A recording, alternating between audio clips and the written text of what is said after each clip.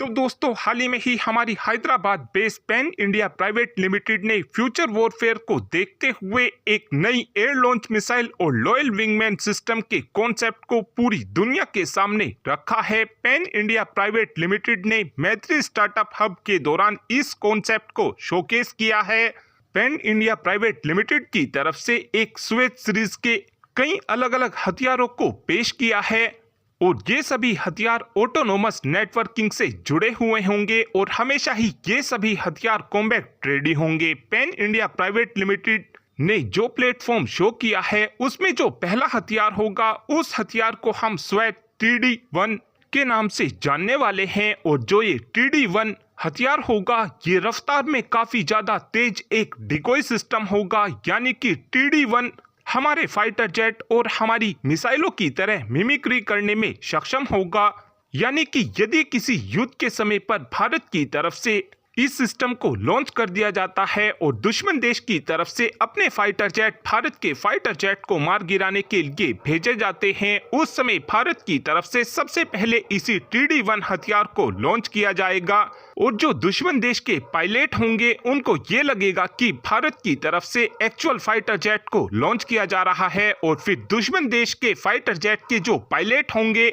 वो सीधे ही हमारे TD1 डिकोय सिस्टम को टारगेट करने लगेंगे और उनको ये लगेगा कि हमने भारत के एक्चुअल फाइटर जेट को मारकर गिरा दिया है। लेकिन एक्चुअल बात तो यह होगी कि दुश्मन देश हमारे उस समय फाइटर जेट को मारकर नहीं गिरा रहा होगा, बल्कि उस समय दुश्मन देश की तरफ से हमारे एक डिकोय को मारकर गिराया गया होगा। TD1 की सबसे खास बात हमको ये भी देखने को मिलेगी कि हमारा ये डिकोय सिस्टम दुश्मन देश की रेडार को काफी आसानी से भ्रमित कर सकेगा, जिस वजह से दुश्मन देश के डिफेंस सिस्टम को ये लगेगा कि हमारे ऊपर हमला करने दुश्मन देश के फाइटर जेट आ रहे हैं और फिर दुश्मन देश के डिफेंस सिस्टम तुरंत ही उस फाइटर जेट को मार गिराने के लिए इंटरसेप्टर मिसाइल को लॉन्च करना शुरू कर देंगे और जब ये इंटरसेप्टर मिसाइल हमारे डिकोय से जाकर टकराएगी उस समय तक हमारी दुश्मन देश की एक इंटरसेप्टर मिसाइल ऐसे ही वेस्ट हो चुकी होगी और भारत की तरफ से दुश्मन देश के ऊपर ये TD1 हथियार मल्टीपल की संख्या में लॉन्च किए जाएंगे।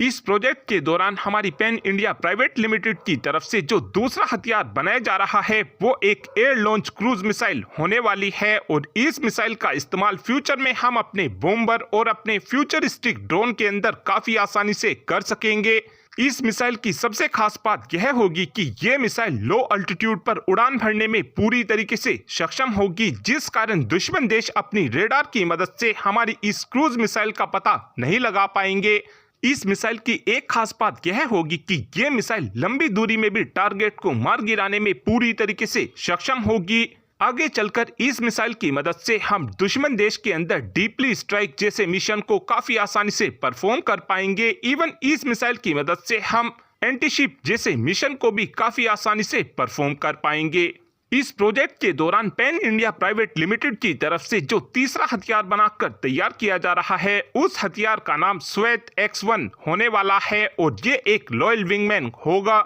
जो हमारे फाइटर जेट के साथ में चलकर दुश्मन देश के टारगेट को पूरी तरीके से हिट करने में सक्षम होगा। पैन इंडिया प्राइवेट लिमिटेड की तरफ से इस प्रोजेक्ट के दौरान जो चौथा हथियार बनाकर तैयार किया जाएगा उस हथियार का नाम स्वेस X होने वाला है और इस हथियार का काम यह होगा कि ये हथियार रिकोनोसेंस, इलेक्ट्रॉनिक वॉरफेयर, डिकोय, स्ट्राइक मिशन और एयर कॉम्बैट में हमको सपोर्ट कराने में हमारी मदद करेगा। और ये चारों ही हथियार इसलिए भी ज्यादा स्पेशल होने वाले हैं क्योंकि पैन इंडिया प्राइवेट लिमिटेड की तरफ से इन चारों ही हथियार के अंदर AI यानी कि आर्टिफिशियल इंटेलिजेंस का इस्तेमाल किया जाएगा। इन सभी हथियारों के डिजाइन को मॉड्यूलर बनाया जाएगा, जिसका हमको एक सबसे बड़ा फायदा ये देखने को मिलेगा कि इन सभी हथियारों को हम काफी आसानी से और काफी तेजी से अपडेट भी कर सकेंगे। इन चारों ही हथियारों का ओपन आर्किटेक्चर होने वाला है और इन चारों ही हथियारों के अंदर मॉडर्न एवियोनिक्स का इस्तेमाल हमारी पैन इंडिया प्राइवेट लिमिटेड द्वारा किया जाएगा। और ये पूरा ही प्रोजेक्ट ये चीज दिखाता है कि इस समय हमारी प्राइवेट सेक्टर की कंपनियों की तरफ से भी